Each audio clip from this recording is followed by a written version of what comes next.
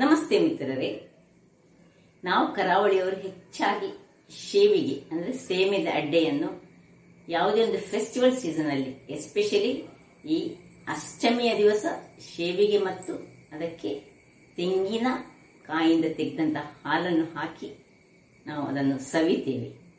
ಇವತ್ತು ನಾನು ಈ ಶೇವಿಗೆಗೆ ಒಂದು ಸಣ್ಣ ಟ್ವಿಸ್ಟ್ ಕೊಟ್ಟಿದ್ದೇನೆ. ಅದಕ್ಕೊಂದು ಮಸಾಲ ಹಾಕಿ ಹೇಗೆ ಮಾಡಿ ಅದನ್ನು ನಿಮಗೆ ತೋರಿಸಿಕೊಟ್ಟಿದ್ದೇನೆ. ಹಾಗಾದರೆ ಈ ಮಸಾಲ ಶೇವಿಗೆಗೆ ಕೆಲವರು ಇಡಿಯಪ್ಪಂ ಅಂತ ಹೇಳ್ತಾರೆ. ಹಾಗಾದರೆ ಈ ಶೇವಿಗೆಯನ್ನು ಹೇಗೆ ಮಾಡುವುದು, ಅದಕ್ಕೆ ಏನೆಲ್ಲ ಸಾಮಗ್ರಿಗಳು ಬೇಕೆಂದು ನೋಡೋಣಲ್ಲವೇ ಮಿತ್ರರೇ. ಇವತ್ತು ಮಸಾಲೆ ಶೇವಿಗೆ ಮಾಡುವ. ಅಂದರೆ ನಾವು ಕರಾವಳಿಗರು ಹೆಚ್ಚಾಗಿ ಶೇವಿಗೆಯನ್ನು ಪ್ರತಿಯೊಂದು ಹಬ್ಬ ಹರಿದಿನಗಳಲ್ಲಿ ಮಾಡ್ತೇವೆ. ಇವತ್ತು ನೋಡಿ, ಇದು ಒಂದು 5-6 ಅಥವಾ 8 ಗಂಟೆ, ಕಡಿಮೆ ಹೇಳಿದರೆ 8 ಗಂಟೆ ಇದು ನೀರಿನಲ್ಲಿ ನೆನಿಬೇಕು. ಇದು ಕಟ್ಸಾಂಬರಕ್ಕೆ ಸಾಕ್ತದೆ, ಅಥವಾ ನಾವು ಊಟ ಮಾಡುವಂತಹ ಕುಚ್ಚಲಕ್ಕಿ, ಬಿಳಿ ಕುಚ್ಚಲಕ್ಕಿ ಮತ್ತು ಕೆಂಪು ಕುಚ್ಚಲಕ್ಕಿ ಎರಡನ್ನು ನಾನು ಮಿಕ್ಸ್ ಮಾಡಿಕೊಂಡಿದ್ದೇನೆ. ಕೆಂಪು ಕುಚ್ಚಲಕ್ಕಿ ಸ್ವಲ್ಪ ಕಡಿಮೆ, ಇದರಲ್ಲಿ ಸಾಧಾರಣ ಒಂದು 1/4 kg ಉಂಟು. 1/4 kgಯಲ್ಲಿ 200 ಗ್ರಾಮ್ಸ್ನಷ್ಟು ಬಿಳಿ ಕುಚ್ಚಲಕ್ಕಿ ತೆಗೆದುಕೊಂಡಿದ್ದೇನೆ ಮತ್ತು ಕೆಂಪು ಕುಚ್ಚಲಕ್ಕಿಯನ್ನು ನಾನು 50 ಗ್ರಾಮ್ಸ್ನಷ್ಟು ತೆಗೆದುಕೊಂಡಿದ್ದೇನೆ. ಯಾಕೆ ಹೇಳಿದ್ರೆ ಕಲರ್ ಸ್ವಲ್ಪ ಬಿಳಿ ಬಂದರೆ ಮಕ್ಕಳೆಲ್ಲ ತಿನ್ನಲಿಕ್ಕೆ ಖುಷಿ ಪಡ್ತಾರೆ ಶೇವಿಗೆಯನ್ನು. ಈಗ ಇವತ್ತು ಮಾಡುವಂಥದ್ದು ನಾನು ಅದಕ್ಕೆ ಮಸಾಲ ಹಾಕಿ ಮಾಡ್ತಿದ್ದೇನೆ.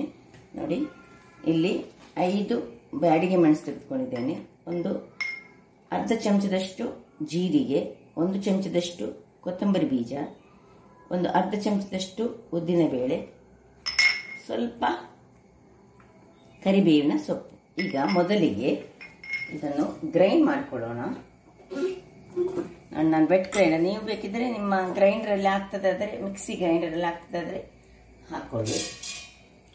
ಇದಕ್ಕೆ ಹಾಕಿ ಇದನ್ನು ಗ್ರೈಂಡ್ ಮಾಡಿ ನಾನು ನಿಮಗೆ ತೋರಿಸ್ತೇನೆ ವೀಕ್ಷಕರೇ.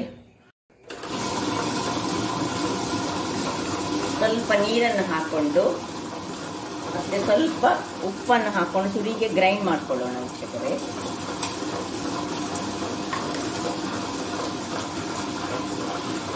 ವೀಕ್ಷಕರೇ ನೋಡಿ, ಇಷ್ಟ ಆಗ್ತಾ ಇರುವಾಗ ಈಗ ನಾವು ಸ್ವಲ್ಪ ತೆಂಗಿನ ತುರಿಯನ್ನು, ಇದಕ್ಕೆ ಒಂದು ಮುಷ್ಟಿಯಷ್ಟು ತೆಂಗಿನ ತುರಿ, ನೋಡಿ ಎಷ್ಟು ತೆಂಗಿನ ತುರಿಯನ್ನು ಇದಕ್ಕೆ ಹಾಕೊಳ್ಳೋಣ.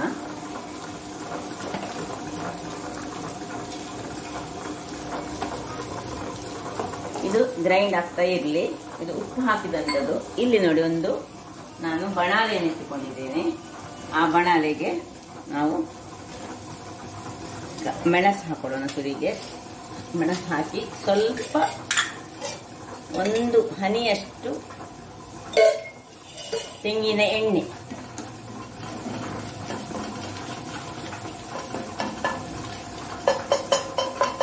ಇನ್ನೊಂದು ಹನಿ ತೆಂಗಿನ ಎಣ್ಣೆಯನ್ನು ನಡುವಲ್ಲಿ ಹಾಕಿ ಅದರಲ್ಲಿ ಈ ಸಣ್ಣ ಉರಿಯಲ್ಲಿ ಉದ್ದಿನ ಬೇಳೆ,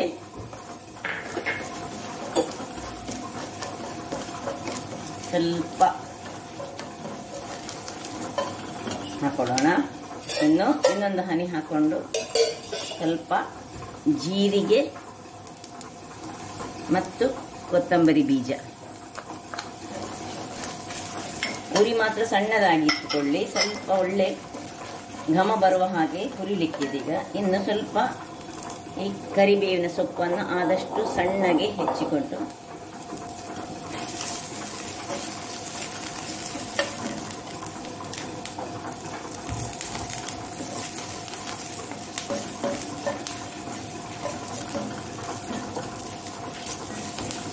ಸ್ವಲ್ಪ ಹುರಿದುಕೊಂಡ್ರೆ ಆಯ್ತು. ಇದನ್ನು ಸ್ವಲ್ಪ ಈ ಮೆಣಸು ಉಬ್ಬಿ ಬಂದರೆ ಆಯಿತು. ಇನ್ನು ಇದನ್ನು ತಣ್ಣಗಾಗಲಿಕ್ಕೆ ಆಫ್ ಮಾಡಿಕೊಂಡು ತಣ್ಣಗಾಗಲು ಬಿಡೋಣ. ವೀಕ್ಷಕರೇ, ಇಲ್ಲಿದು ಗ್ರೈಂಡ್ ಆಗ್ತದೆ. ಇದು ಈಗ ಸ್ವಲ್ಪ ತಣ್ಣಗಾಯಿತು. ತುಂಬ ತಣ್ಣಗಾಗಬೇಕಂತ ಏನಿಲ್ಲ. ಈಗ ಇದನ್ನು ಇದಕ್ಕೆ ಶಿಫ್ಟ್ ಮಾಡೋಣ.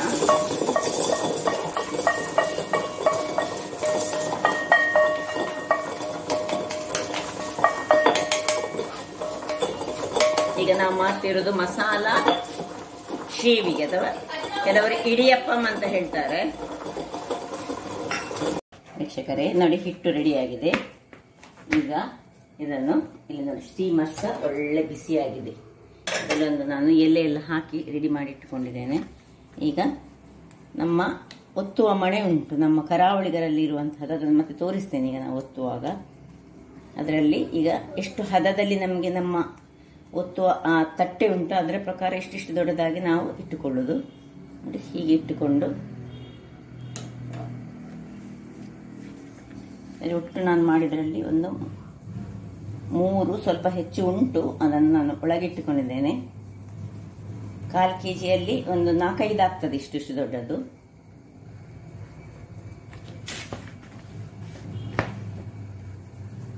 ಈಗ ಇದು ಒಂದು 10-20 ನಿಮಿಷ ಬೇಯಬೇಕು. ಹೀಗೆ ಮಾಡಿ ಹೀಗೆ ಇಟ್ಕೊಳ್ಳೋಣ. ಇನ್ನು 20 ನಿಮಿಷಗಳ ಕಾಲ ಬೇಯಲಿ, ಆಮೇಲೆ ನೋಡೋಣ. ವೀಕ್ಷಕರೇ, ಇಲ್ಲಿ ನೋಡಿ 25 ನಿಮಿಷಗಳ ಕಾಲ ಬೇಯಿಸಿದ್ದೇನೆ. ನೋಡುವ ಹೇಗೆ ಆಗಿದೆ ನೋಡೋಣ. ಓಕೆ, ಬೆಂದಿದೆ. ಈಗ ಇದನ್ನು ನಾವು ನಮ್ಮ ಕರಾವಳಿಯ ಸ್ಪೆಷಲ್ ಆದ ಈ ಒಂದು ಇನ್ಸ್ಟ್ರುಮೆಂಟ್ ಉಂಟು ನೋಡಿ, ಇಂತಹ ಒಂದು ಮಣೆಯನ್ನು ಯೂಸ್ ಮಾಡಿ ಇದರಲ್ಲಿ ನಾವು ಮಾಡೋದು ಯಾವಾಗಲೂ ಯಾವುದು ಶೇವಿಗೆ ಆಗಲಿ ಅಂದರೆ ಇಡಿಯಪ್ಪಮ್ಮನ್ನು. ಈಗ ಒಂದೊಂದೇ ಉಂಡೆಗಳನ್ನು ಇದರೊಳಗೆ ಹಾಕೊಂಡು ನಾವು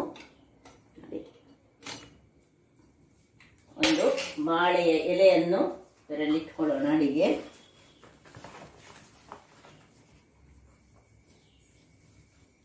ಈಗ ನೋಡಿ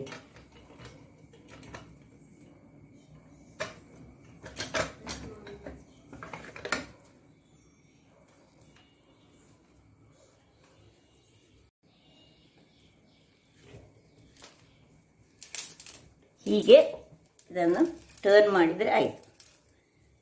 ಟರ್ನ್ ಮಾಡುವಾಗ ಇದನ್ನು ಸ್ವಲ್ಪ ಮುಂದಕ್ಕೆ ಅಥವಾ ಹಿಂದಕ್ಕೆ ಕೊಂಡೋದ್ರೆ ಸಣ್ಣಾಗಿ ಬರ್ತದೆ.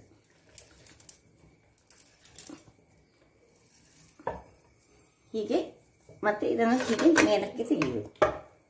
ನೋಡಿ, ಇನ್ನೊಂದನ್ನು ನಾನು ಮಾಡಿ ತೋರಿಸ್ತಿದ್ದೇನೆ. ಇದನ್ನು ನೋಡಿ, ಒಬ್ಬರು ಮಾಡುವಾಗ ಒಬ್ಬರ ಅಡಿಯಲ್ಲಿ ಹೀಗೆ ಹಿಡಿದ್ರೆ ಇದು ಚೆನ್ನಾಗಿ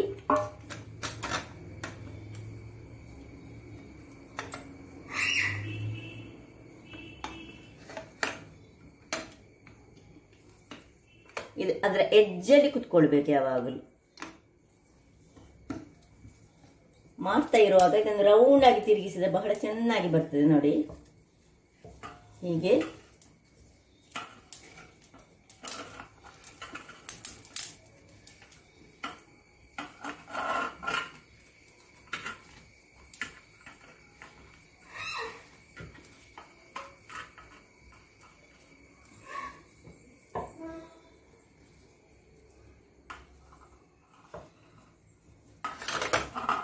ಹೀಗೆ ಮತ್ತೆ ಕೈಯಿಂದ ತೆಗೆದುಕೊಳ್ಳೋದು.